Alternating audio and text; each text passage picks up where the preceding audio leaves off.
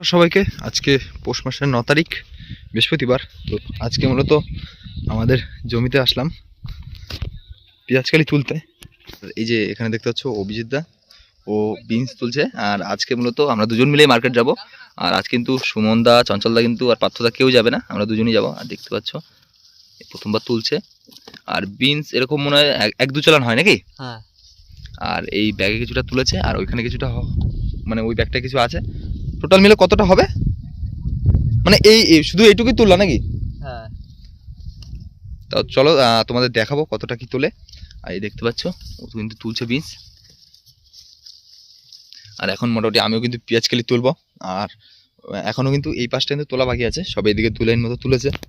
আর এই যে প্রায় গাছে কিন্তু বিনস দেখতে পাচ্ছ, মানে প্রতিটা গাছে বিনস রেডি হয়ে গেছে, তাই ও কিন্তু তুলছে আজকে। তো চলো এখন আমি পেঁয়াজকালি তুলবো, তারপরে তোমাদের সাথে দেখা হচ্ছে। মোটামুটি তোলা হয়ে গেছে, এবার তুলে কিন্তু এতখানি মাল হলো। আর যেহেতু পুরোনো গাছ দেখতে পাচ্ছ, কালিতে কিন্তু দাগ আছে। এখন এরকম কালি প্রায় 20-22 টাকা করে আছে। আর আজকে মূলত লাল শাকটা তুলবো, সেটা তোমাদের দেখাবো। আর এই সাইডে দাদা কিন্তু পেঁয়াজকালি তুলছে, এই বাসটা বাকি আছে, এই বাসটা তুলে নিই, তারপরে তোমাদের সাথে দেখা হচ্ছে। আবার তোলা শেষ, এই এক ব্যাগ মতো হয়েছে। এখানে প্রায় 14-15 কিলো মাল আছে, দেখতে পাচ্ছ মেগা সাইজ। আর তাহলে তোলা শেষ। আর ওই যে দাদারতে, আর ও বিন তুলছে, চলো একটু দেখাই তোমাদের। কদ্দূর তোমার বিন তোলা? কদ্দূর? এখন অনেক দূর। এই দেখতে পাচ্ছ খুব ধৈর্যের কাজ কিন্তু। আর আসলে এরকমভাবে নিচু হয়ে তুলতে তুলতে কিন্তু আর মাজা থাকে না, মানে খুব যন্ত্রণা করে। আর এই দেখতে পাচ্ছ মানে এই পাইটা ঢুকেছে, আর এই পাশে কিন্তু বাকি আছে। তো এখনও বলছে আমাদের যেহেতু মার্কেটেও যেতে হবে 2টোর সময়, সেই কারণে কিন্তু সম্পূর্ণ কিন্তু তোলা হবে না। তাই বলছে যে হাফ করে তুলবে। আর কতটা কি তুলছে সেটা মূলত তোমাদের দেখাবো। আর ওই ব্যাগে চলো দেখে কতটা কি মাল তুলেছে। এই দেখতে পাচ্ছ এই ব্যাগে মাল তুলেছে এতটা।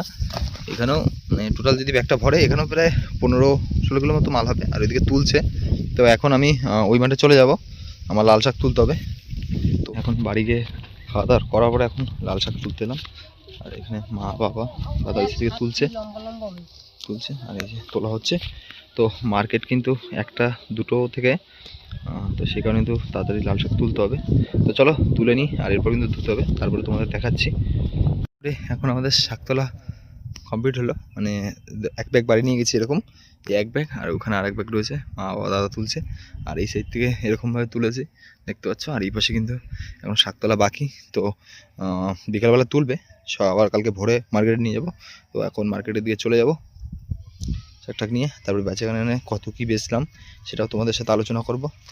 আর এই জমির শাক কিন্তু খুব দ্রুত তুলতে হবে। শাক তোলার পরে কিন্তু চাষ দিয়ে কিন্তু এবারে গাদা লাগাবো। তো চলো মার্কেটের দিকে যাই। দেখতে পাচ্ছ শাকগুলো কিন্তু বড় বড় হয়ে গেছে। আর ওই সাইডে কিন্তু পালং শাকও কিন্তু রয়েছে, ওটাও কাটার মতো, মানে একবারে তুলেই ফেলবো, বেশি একটা বড় করবো না।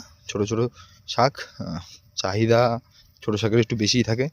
তো এরকম রকম পালং শাক আছে ছোট ছোট, এই দেখতে পাচ্ছ এগুলো।